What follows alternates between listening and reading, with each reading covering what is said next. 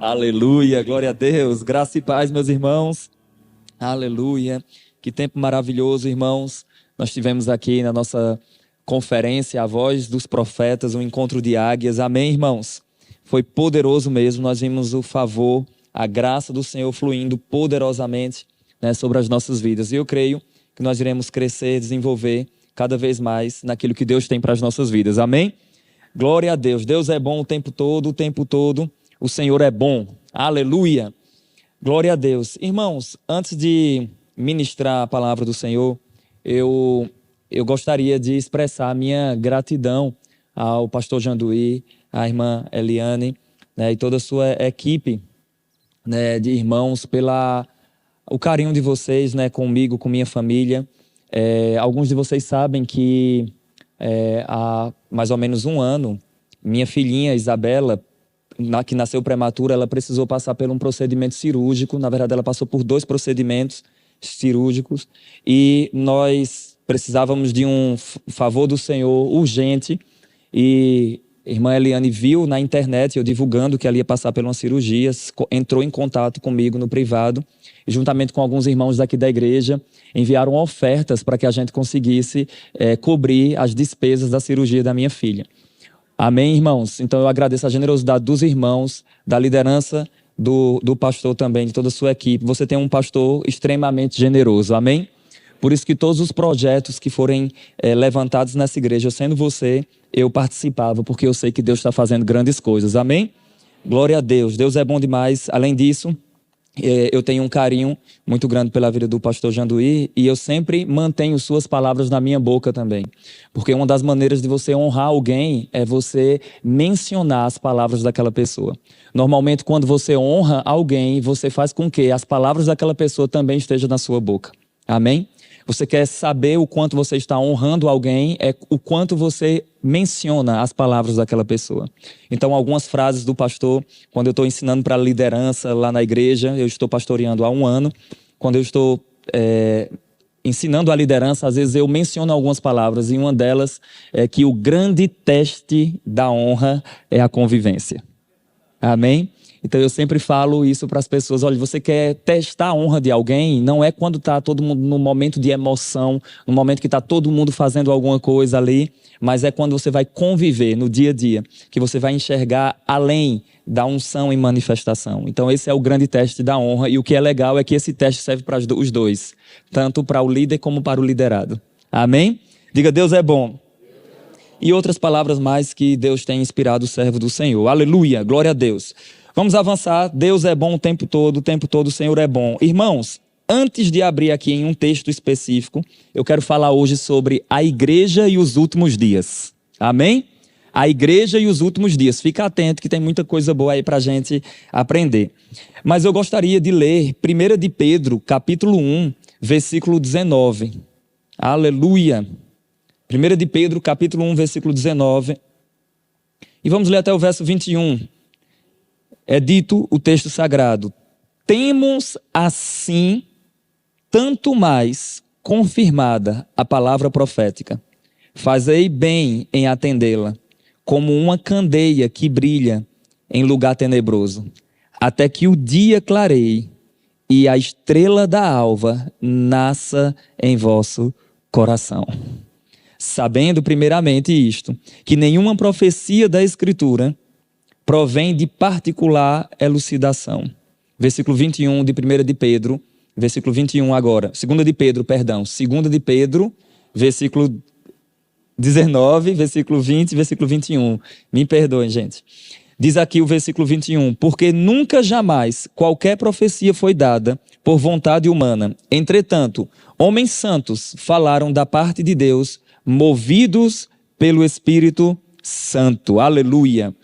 Então, 2 de Pedro, capítulo 1, versículo 19 ao versículo 20. Então, irmãos, eu queria que você guardasse isso. Nós temos, por certo, confirmada a palavra profética. E essa palavra profética, ela deve servir para nós como uma candeia que brilha nos lugares tenebrosos. E assim é a palavra, a voz profética que deve estar no nosso coração. Amém, gente? Glória a Deus. Tudo bem, Deus é bom. Vamos avançar um pouco mais. Irmãos, eu vou conversar com vocês aqui algo, e por favor, eu peço só um pouquinho de paciência de vocês, para a gente entender algumas coisas, tá bom? Veja só, quando a gente estuda profecias, há uma tendência das pessoas irem para alguns extremos. Ou a profecia, ela está voltada somente para um tempo futuro, mas se é profecia é para o futuro, calma. É que às vezes existem profecias que o profeta fala, mas ele não vai conviver com o acontecimento.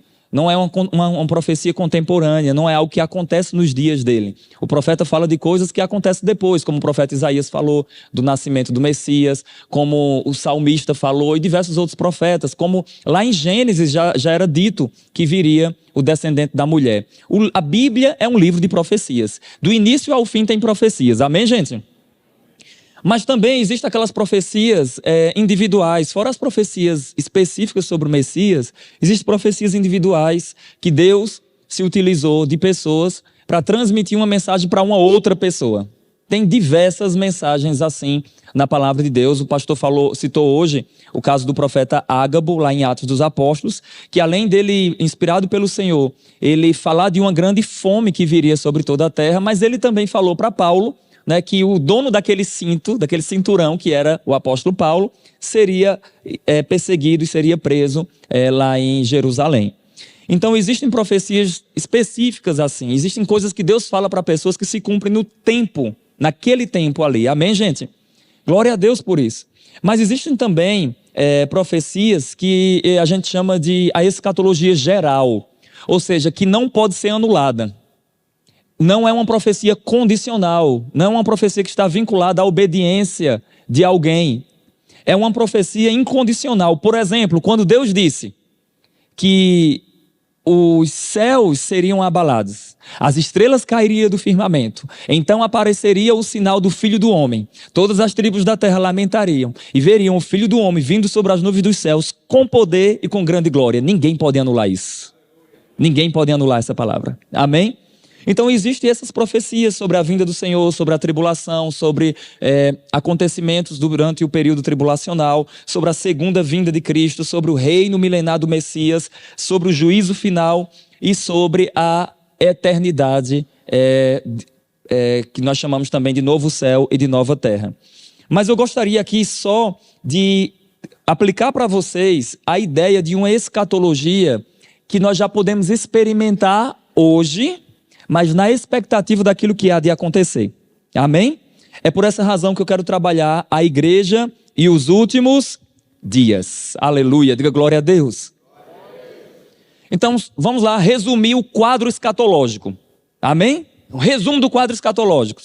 Deus criou todas as coisas, cria o homem, coloca o homem em um local ideal, o jardim na região do Éden, amém, gente? Supre esse homem, dá de tudo para ele, dá autoridade, dá domínio. O homem desobedece ao Senhor, perde esse domínio, perde essa autoridade. Deus envia o Redentor, o Senhor Jesus Cristo, amém? O Salvador morre para a nossa salvação, morre para nos redimir dos nossos pecados, ressuscita ao terceiro dia, nos faz reino e sacerdote, nós somos filhos de Deus, nós pertencemos ao Senhor, mas o propósito de Deus não era somente nos salvar e ponto final. Se fosse assim, ele salvava e acabava com a história. Não, mas o Senhor tem uma missão para as nossas vidas. E essa missão, ela envolve uma missão individual e uma missão geral para toda a igreja do Senhor Jesus Cristo. Amém? Agora, a qualquer momento, nós estaremos andando nas ruas maravilhosas de São Paulo. Talvez você estará comendo aquela pizza que só em São Paulo tem. Aleluia! E de repente, o Rei da Glória voltará. E juntos nós subiremos para um encontro de amor. Nós veremos a face do Todo-Poderoso. Nós veremos o nosso Rei. Amém, irmãos? Isso acontecerá a qualquer momento. Nós cremos nesse dia que o Senhor há de voltar para tirar a igreja daqui da terra. Nós chamamos isso de arrebatamento da igreja.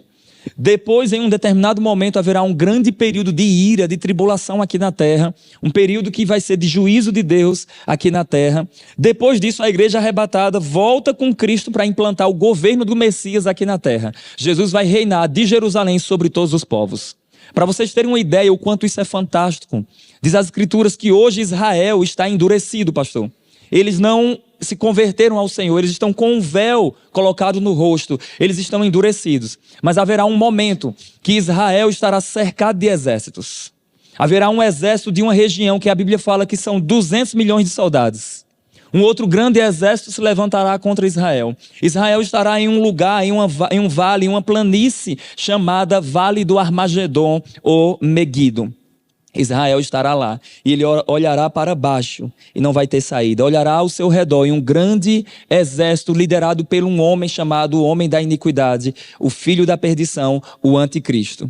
E então Israel olhará para aquele que foi traspassado e clamará: Baruch Rabá Bishem Adonai. Bendito é o que vem em nome do Senhor. E então o Todo-Poderoso, sentado em cavalo branco, juntamente com um grande exército de anjos e santos que somos nós, amém? Voltará, e ele com o sopro da sua boca fará justiça favorável a Israel. O anticristo e o falso profeta serão lançados para dentro do lago de fogo e enxofre. O Senhor Jesus Cristo voltará e pisará no Monte das Oliveiras, o qual vai fender ao meio. E então, quando ele pisar, ele implanta o governo dele como um grande cobertor. Imagina um grande cobertor repousando sobre toda a terra. Assim será o governo do Messias, que será implantado aqui na terra. E nós reinaremos com ele por 1000 anos. Se prepare para sair de uma democracia. Nós estaremos em uma monarquia teocrática, um governo de um rei que é Deus, de um Deus que é rei. Nós governaremos com o Senhor, nós estaremos em corpos glorificados. Vai ser maravilhoso. Eu brinco dizendo que talvez eu vou estar com luzes de ouro. Aleluia. Haverá uma transformação no nosso corpo. Nós estaremos com uma glória, irmãos, que vai brilhar em nós e através de nós. Paulo fala que o nosso novo corpo ele é semelhante aos astros que brilha. Amém, gente? Vai ser algo poderoso, vai ser algo fantástico. Mas tudo bem. Enquanto essas coisas não acontecem, como nós devemos nos portar? Como nós devemos viver aqui na terra como igreja? E como nós podemos ser a voz de Deus aqui na terra para que haja mudanças e para que o reino de Deus tenha muitas pessoas? Como nós podemos viver? É sobre isso que eu quero falar, sobre a igreja e os últimos dias. Alguém dá um glória a Deus?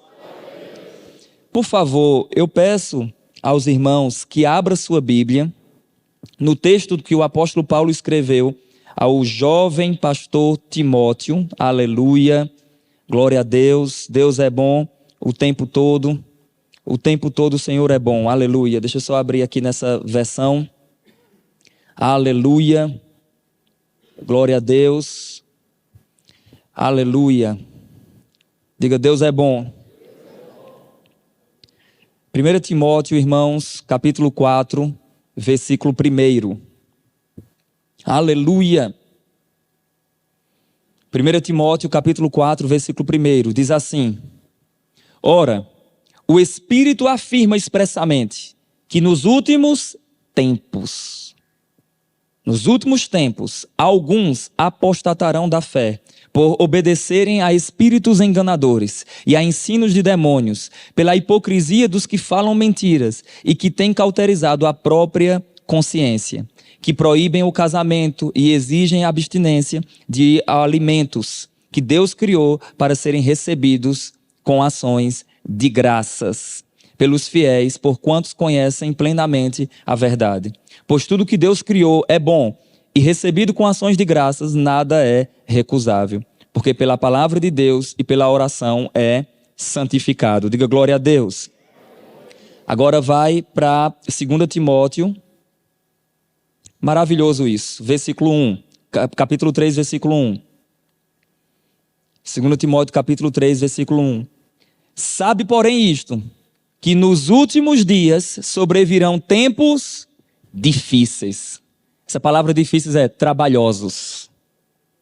Pois os homens serão egoístas, avarentos, jactanciosos, arrogantes, blasfemadores, desobedientes aos pais, ingratos, irreverentes, desafeiçoados, implacáveis, caluniadores, sem domínio de si, cruéis, inimigos do bem, traidores, atrevidos, enfatuados, mais amigos dos prazeres que amigos de Deus. Tendo forma de piedade, negando-lhe entretanto o poder, foge também destes. Pois entre estes se encontram os que penetram sorrateiramente nas casas e conseguem cativar mulherinhas sobrecarregadas de pecados, conduzidas de várias paixões, que aprendem sempre e jamais podem chegar ao conhecimento da verdade.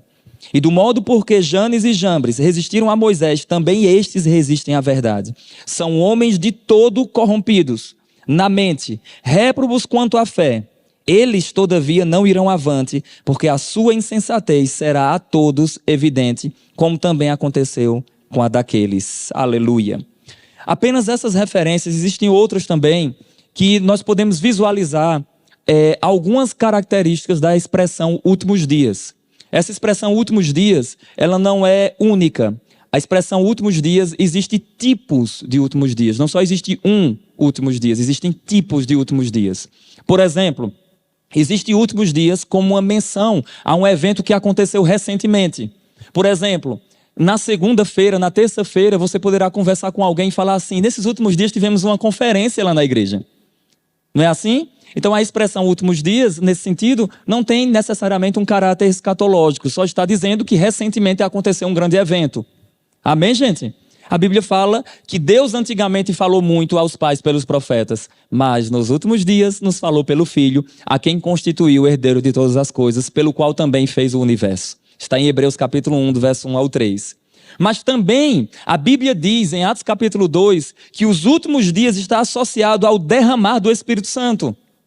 Atos capítulo 2 diz que, capítulo 2, versículo 1 em diante, que ao cumprir-se o dia de Pentecostes, estavam todos reunidos no mesmo lugar, de repente veio do céu um som como de um vento impetuoso e encheu toda a casa. Foram cheios do Espírito Santo, passaram a falar em outras línguas, e quando Pedro vai explicar isso, Pedro diz assim, o que aconteceu aqui é o que Joel falou. Nos últimos dias derramarei do meu Espírito. Mas, por favor, me permita mostrar algo para vocês, e você que é pregador da palavra do Senhor, guarda isso também no seu coração. Você que não é, você pode guardar também, mas escuta isso. Joel, capítulo 2, não usa a expressão últimos dias. Pedro usa a expressão últimos dias, registrado por Lucas em Atos dos Apóstolos. Joel só fala, acontecerá depois que derramarei do meu Espírito. Pedro fala, acontecerá nos últimos dias que derramarei do meu Espírito.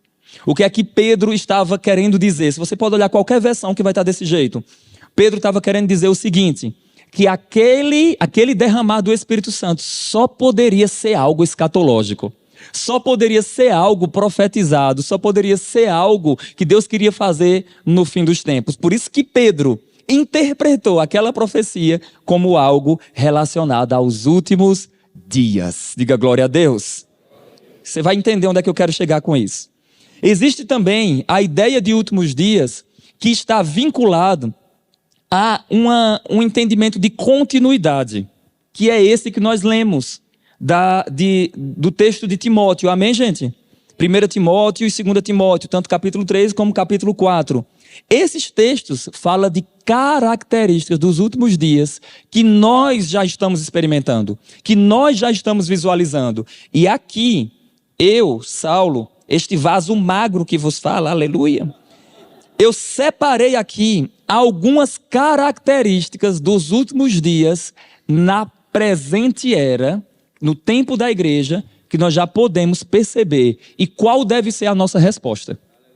Você está entendendo o que eu estou falando? Então segura aí que o negócio vai apertar, aleluia. Os últimos dias não se trata de um período de tempo cronológico, mas também não se trata somente de um período de tempo cronológico, mas também se trata de perfis, de características, de comportamentos que podem ser percebidos nos nossos dias, geralmente pela influência do engano e do aumento deste. E é aqui que eu quero começar. Como nós podemos identificar que estamos nos últimos dias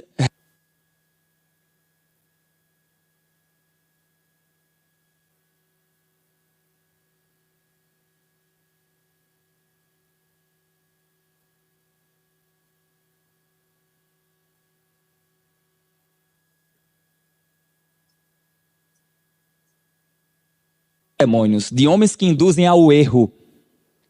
Amém, irmãos? Então, vocês têm percebido um engano, sim ou não?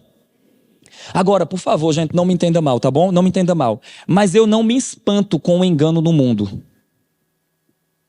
Eu me espanto quando o engano entra na igreja, pastor.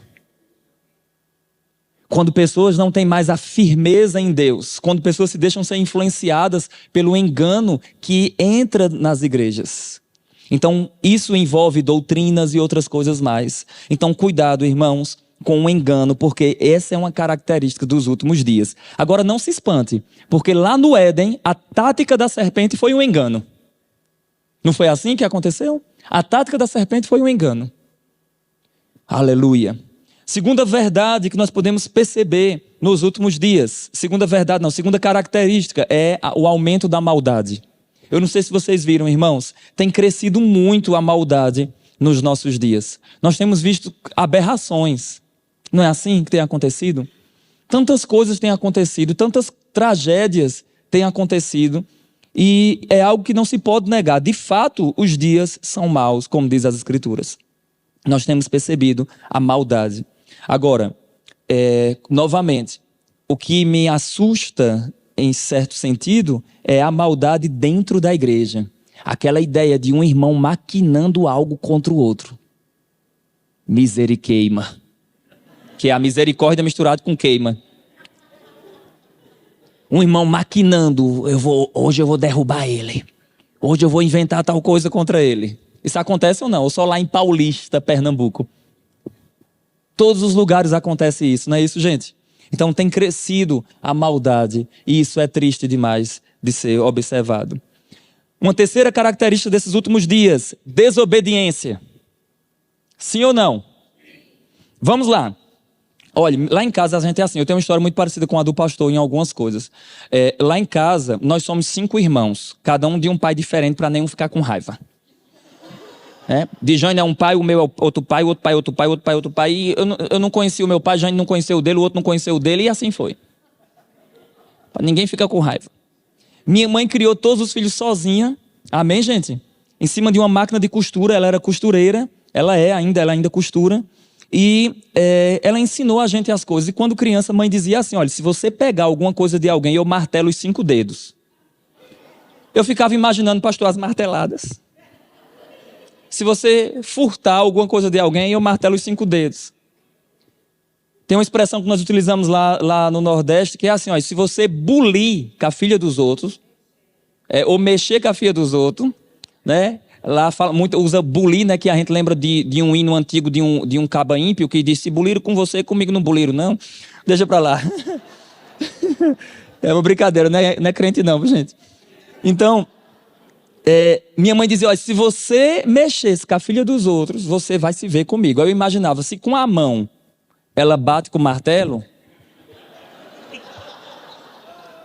né? Imagine se chegasse a tirar a virgindade de alguma moça. Então, irmãos, minha mãe ensinava a gente essas coisas, para a gente ter cuidado, para a gente ter cautela. A gente cresceu, pastor Janduí, aprendendo essas coisas, como minha mãe ensinava. E glória a Deus por isso. Para você ter uma ideia, a primeira vez que minha mãe levou meu irmão, Jânio, o vaso mais magro do que eu, a primeira vez que minha mãe levou ele para uma igreja presbiteriana, ele saiu correndo dizendo que odiava a igreja. Hoje é o evangelista que está tão associado à igreja, que já foi para mais de 50 nações pregando o evangelho. Amém? Então nós já sofremos muito, todo mundo lá em casa passou muita fome, todo mundo passou muita necessidade. Nós éramos também improváveis, pastor, porque nós viemos de um contexto que ninguém tinha muito estudo, ninguém conhecia nada. O que a gente queria era comida, não era estudar. Eu ia para a escola por causa da merenda. Você lembra do prato azul do governo? Do arroz doce? Do cuscuz com almôndegas, né, no lado do Nordeste? Então eu nem brincava de guerrinha com aquela colherzinha de plástico, né, de jogar comida um no outro, não, porque eu queria era comer mais, aleluia. Então eu ia para a escola por causa disso. Além disso, muita doença, eu tinha artrite reumática, asma, só vivia doente, só vivia internado. O médico aplicou uma medicação errada quando eu era criança, quase morria. Deus me deu livramento. Tudo que você imaginar, irmãos, de sofrimento a gente passou. Minha mãe saía 6 horas da manhã, ia trabalhar. O irmão mais velho, Jean, ficava tomando de conta da gente. Depois ele deixava a gente sozinho, pulava a janela e ia jogar bola. E nós ficávamos lá. Quando tinha alguma coisa para comer, era farinha com açúcar. Era a comida que a gente comia. Alguns irmãos das antigas aqui lembram que os avós davam, né, farinha com açúcar. No caso de alguns irmãos, não era porque não tinha outra coisa, era só o gosto mesmo, né? De sentir aquele sabor mesmo. E aí tudo bem, e a gente passou por tantas coisas, tantas dificuldades, mas minha mãe ensinava pra gente que a gente deveria obedecer, não somente ela, mas os mais velhos, as pessoas que estavam responsáveis pela gente. E infelizmente hoje, irmãos, nós estamos vendo uma geração que falar em obediência é quase que uma afronta, irmã Eliane, para os adolescentes, para os jovens de hoje em dia.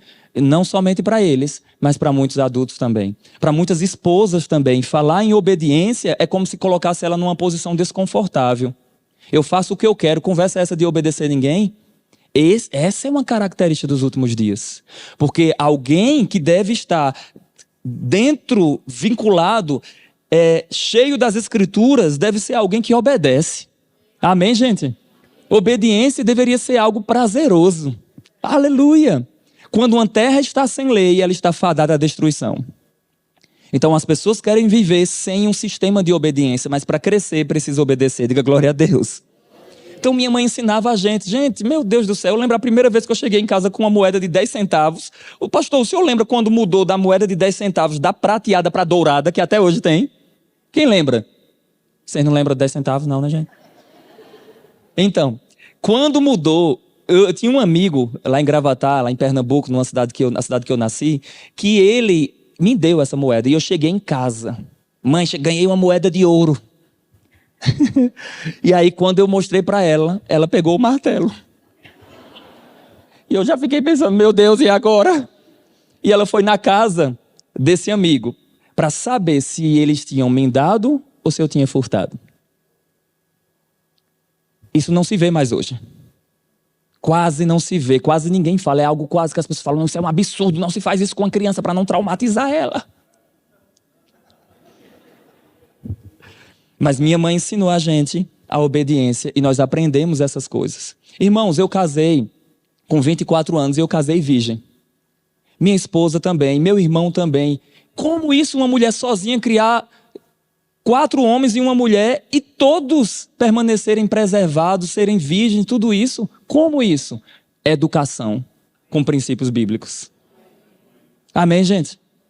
Então, tudo bem, mas o que é que nós estamos presenciando? Nós estamos presenciando o aumento da desobediência em todas as esferas. 2, a ingratidão. Agora o negócio apertou. Porque ingratidão, escuta isso, ingratidão é sinônimo de soberba. Porque só é ingrato alguém que pensa que é autossuficiente. Que tudo que ele tem vem da força e do braço dele. É da sua inteligência, é da sua sabedoria. É a pessoa que diz, eu sou o cara, como eu já falei aqui, esse cara sou eu. É a pessoa que olha para o espelho, aplaude a própria formosura e canta o hino, quão grande és tu. Alguém ingrato é alguém soberbo. Por quê? Porque normalmente um coração grato está sempre reconhecendo que o que tem, o que é e o que pode é por causa de alguém. Deus levantou alguém. Deus usou alguém para acreditar em mim. Amém, gente? Gratidão deve ser uma moeda, né, para a gente poder avançar no reino de Deus. Deve ser uma arma contra a ingratidão. 5, a perversão. Nunca se viu tanta perversidade, irmãos, acontecendo, tanta maldade, tantas coisas têm acontecido nesse mundo que nós temos presenciado. 6, insubmissão. Aleluia. 2 risadinhas, nenhum amém. Mas a insubmissão tem crescido de tal forma que não é só a questão entre casais, mas até na igreja. Hoje, os líderes que lideraram antes e lideraram hoje sabem a dificuldade que é, sim ou não? Liderar antes, só o fato de ser líder, as pessoas já reconheciam uma autoridade e já se submetiam. Hoje em dia, as pessoas não querem trabalhar dessa maneira, porque eu faço o que eu quero, ninguém manda em mim. Quem é você para mandar em mim? Então tem crescido muito, irmãos, a insubmissão. Não existe mais aquela consideração, aquele respeito. E outra coisa, além disso, quando até a pessoa obedece, mas obedece perguntando sempre o porquê daquilo, questionando e contaminando as outras pessoas. É aquela ideia, eu faço, mas não faço calado. Eu sempre tenho algo contra para mencionar. Outro, zombaria. Vocês têm percebido que o mundo tem zombado dos crentes?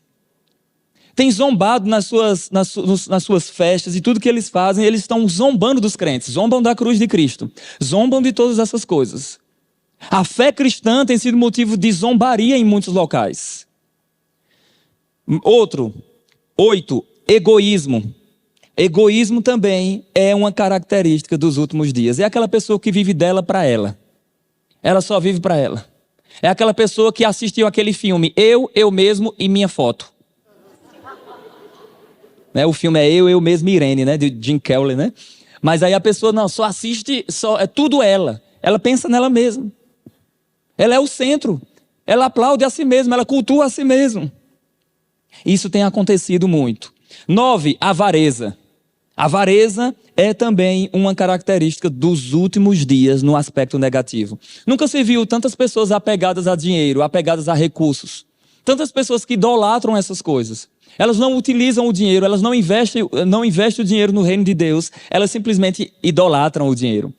Para vocês terem uma ideia, tem gente que é tão apegada às coisas que eu lembro que eu estava lá em Arco Verde ainda, lá no sertão, e um irmão me deu um iPad do grande, maior do que esse aqui, e ele, quando me entregou esse objeto, uma irmã veio para mim falar, eu pensei que ela ia dizer, glória a Deus, você ganhou esse objeto, que coisa maravilhosa. Ela veio para mim, chegou até a mim e disse assim, misericórdia, jamais que eu daria o meu iPad a ninguém. Mas eu olhei para ela, irmãos, e eu peguei o meu revólver, que é um osso que tem aqui. E eu disse para ela assim, por isso que você só tem ele. Continuando. Então a avareza, irmãos, tem crescido muito. E isso é algo que é uma característica dos últimos dias. E por fim, número 10, a inconstância. Quantos aqui lembram daqueles crentes que antigamente eles estavam sempre crescendo? Você chegava lá no próximo mês na igreja, ele estava num nível maior. Passava um ano, você dizia assim, você está irreconhecível, você está crescendo, você está avançando. Mas quem já percebeu que hoje não é que eles estão decaindo, não. Hoje eles estão assim, se tiver um evento, eles estão lá em cima. 3 dias depois do evento, eles... Mas aí chegou um novo evento na igreja, o irmão está lá em cima. Quem percebe isso? Oscilação, inconstância tem acontecido muito no meio do povo de Deus no geral, mas essa é uma característica dos últimos dias. Tudo bem, Saulo, você falou essas coisas. Mas qual deve ser então a nossa resposta em relação a essas características? Qual deve ser a postura da igreja nesses últimos dias? Eu quero compartilhar aqui com vocês. Qual deve ser a postura? Como nós devemos nos portar diante de todas essas características que eu mencionei aqui com vocês? Engano, maldade, desobediência, ingratidão, perversão, insubmissão, zombaria, egoísmo, avareza e inconstância. Como nós devemos nos portar diante de tudo isso? Em primeiro lugar, eu coloquei, nós devemos pregar a pregação da fé. A Bíblia fala, irmãos, que na nossa boca e no nosso coração deve estar a palavra da fé. Hebreus capítulo 10, versículo 38, versículo 39 fala sobre isso, que nós não retrocedemos, nós somos da fé.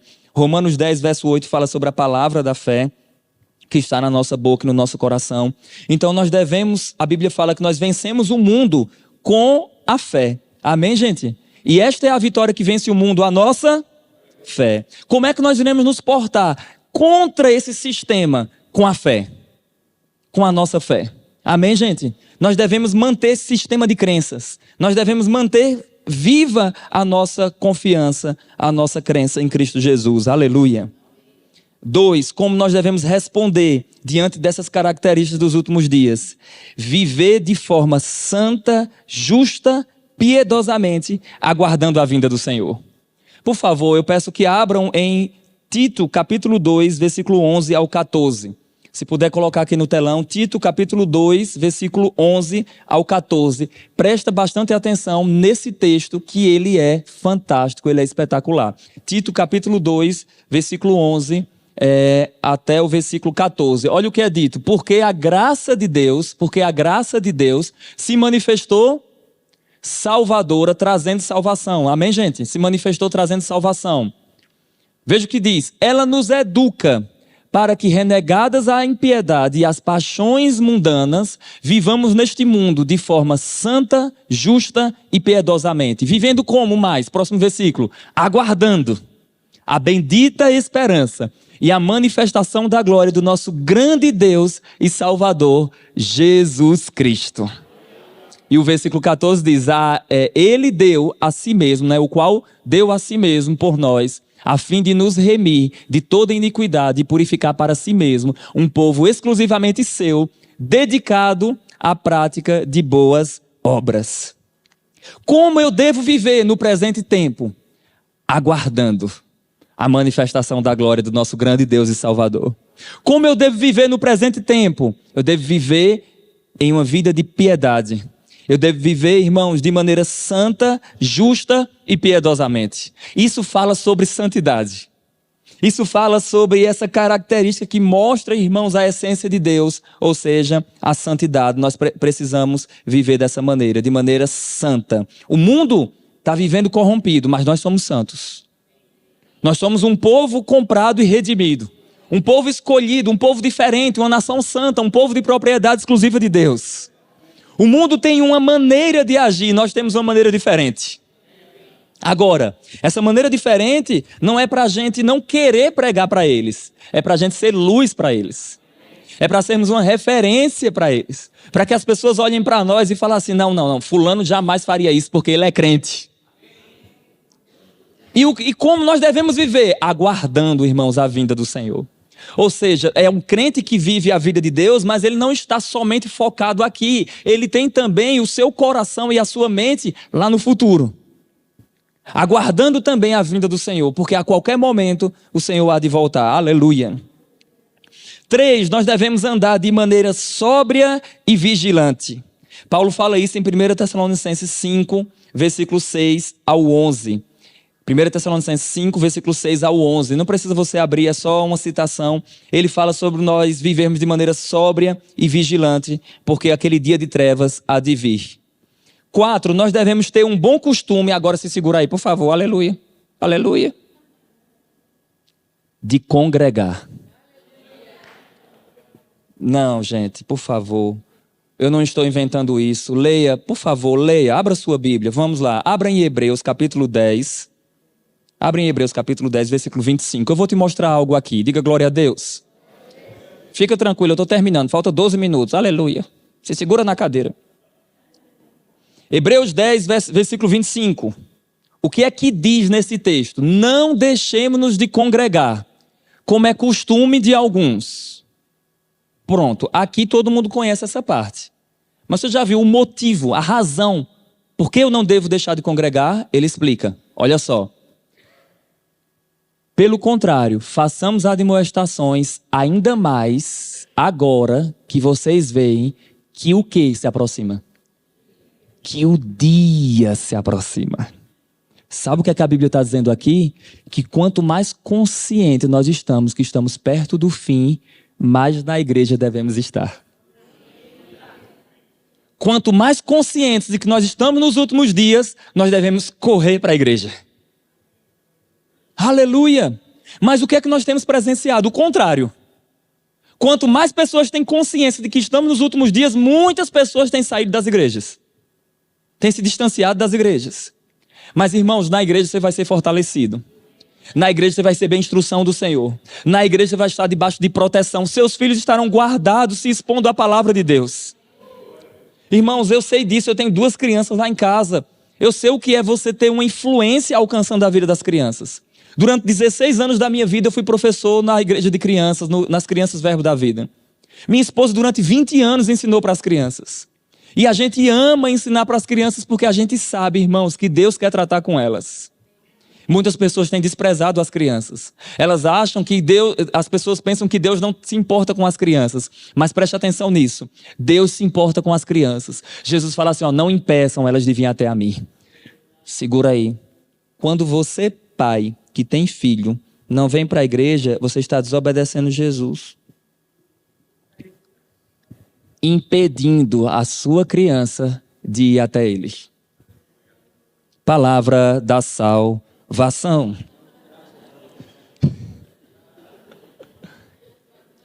Você está entendendo a importância, gente?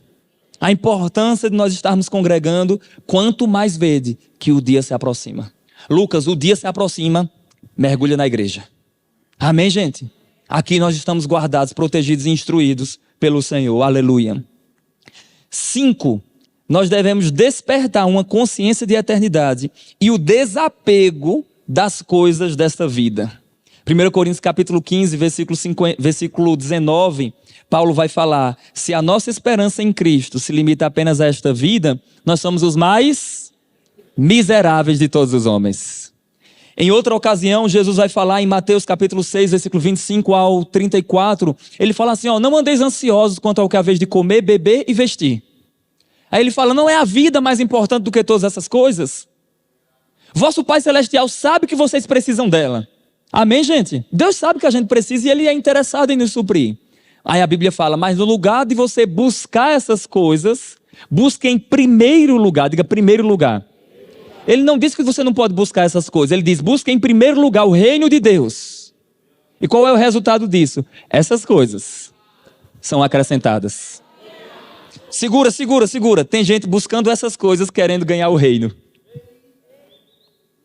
Mas se busca primeiro o reino e as coisas são acrescentadas. Aleluia.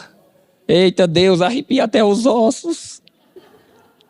Quanto mais nós buscarmos o reino de Deus, irmãos, mais nós seremos acrescentados pelo Senhor.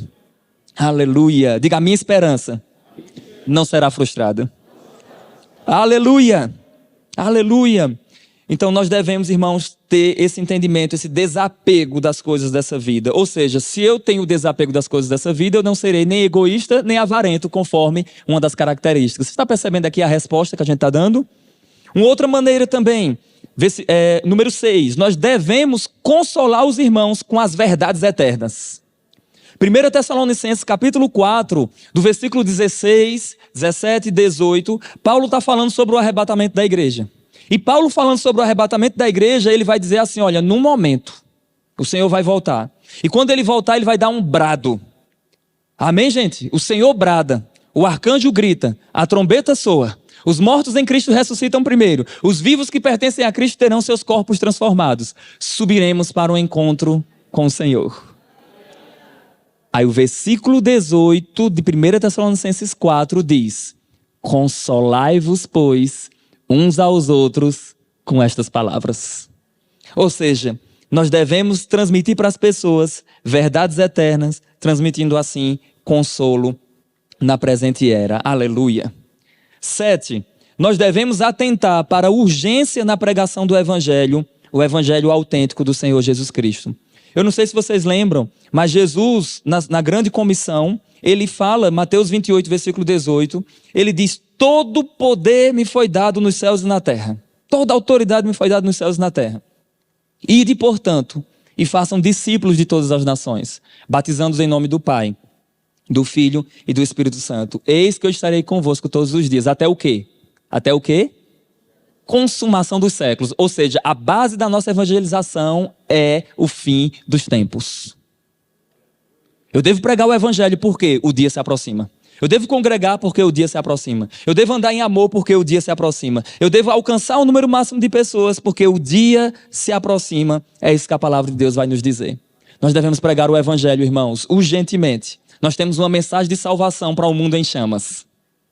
Amém? E nós precisamos urgentemente pregar o evangelho para que essas pessoas sejam alcançadas pela maravilhosa graça de Deus. Aleluia. Como a igreja responde pregando o evangelho? Deixa eu só levantar algumas questões aqui com você.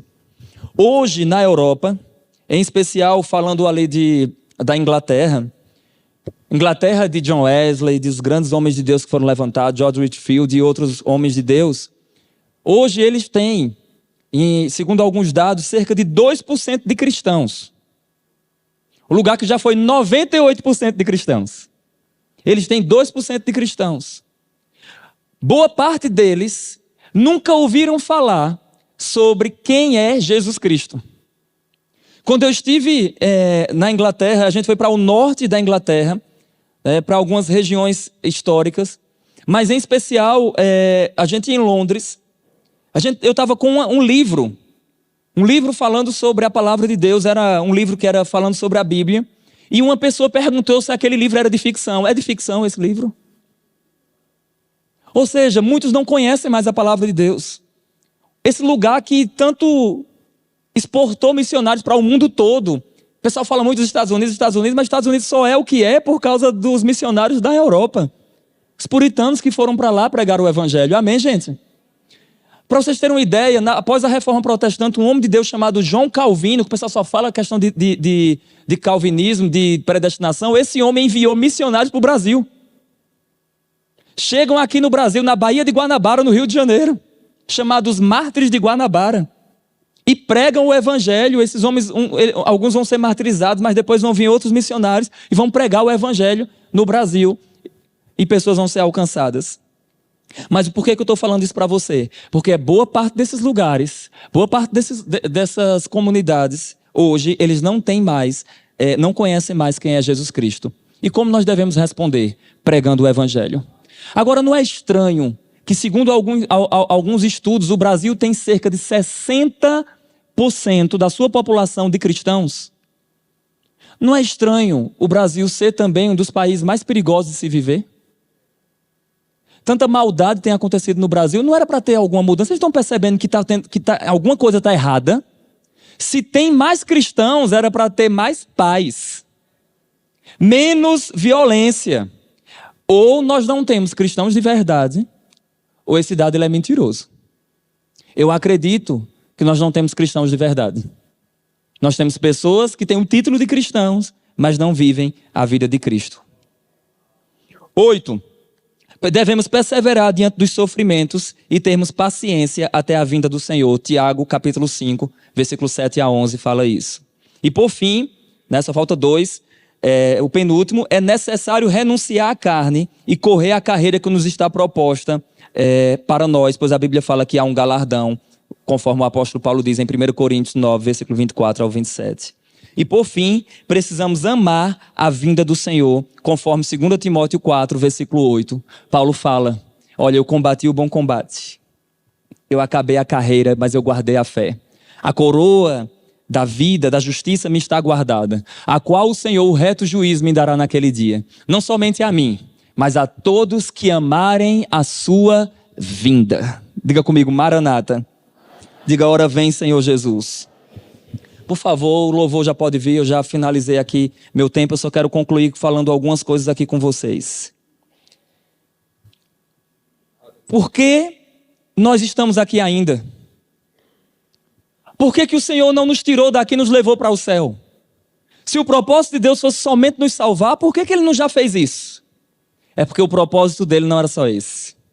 O propósito de Deus envolvia, irmãos, evangelização, crescimento, avanço, para que pessoas sejam alcançadas e participem, irmãos, do reino de Deus. Deus vai fazer grandes coisas, mas eu preciso dizer algo para vocês. Se eu posso ser uma voz para vocês, para despertar algo, eu queria despertar algo em você. Faça alguma coisa diante das características desses últimos dias. Não é somente enxergar as características e falar que está ruim, que está mal. Não, é o que nós iremos fazer. Qual será a nossa resposta? O pouco que é feito diante de Deus tem o poder de transformar a vida de pessoas. Aleluia! Alguma coisa precisa ser feita. Nós precisamos alcançar pessoas, irmãos. E nós fazemos isso quando nós pregamos a palavra na consciência de que em breve Ele voltará. Eu sendo você, eu não me importaria tanto em ficar querendo descobrir coisas que não têm tanta importância para nós, como, por exemplo, o que é marca da besta, o que é anticristo. Não, tudo bem, tudo isso faz parte do estudo, mas isso para nós não está revelado. A Bíblia só fala, vai vir um homem da iniquidade, mas não diz quem é.